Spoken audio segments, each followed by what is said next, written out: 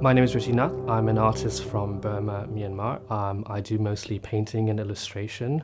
My work usually revolves around very homoerotic imagery, but recently I have gotten into more political depictions and artworks.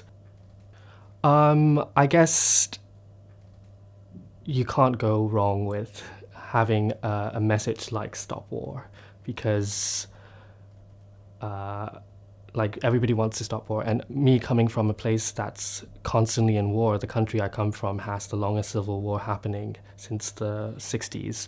So it's very important for me to present something that has this kind of message, because war is obviously bad, but the effects it has on people is quite devastating, and I have first-hand account of how war affects people.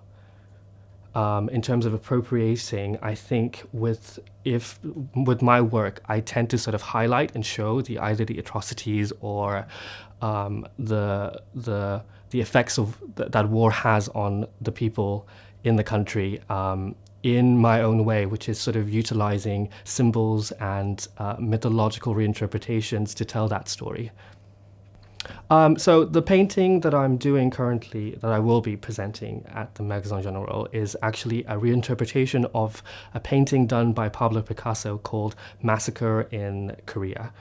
And when I first saw the image, I think it sort of really spoke to me, because the way that he sort of presented it, it sort of told the story. You know how a picture is like 1,000 words, like that? It already told the story, and I could feel that there were similarities with what's happening in my own country and in a lot of places around the world, like the police brutality and brutality of the military.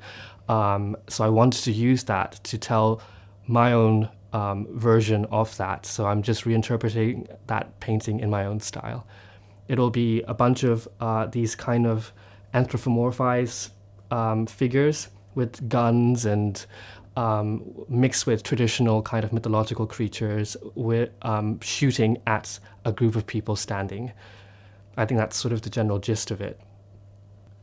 Every human life is valuable, and even though you don't see it happening at your doorstep, these atrocities are happening. People are suffering. People are having to live through this kind of hardships, and I just want to show people that to tell people about the stories of these people, the stories of what is happening in my country, but also in other places as well, because when I look at the news, I see so many similarities between these dictatorships and the way they're treating people, the way they're brutalizing their own citizens for basically nothing, just an idea of power.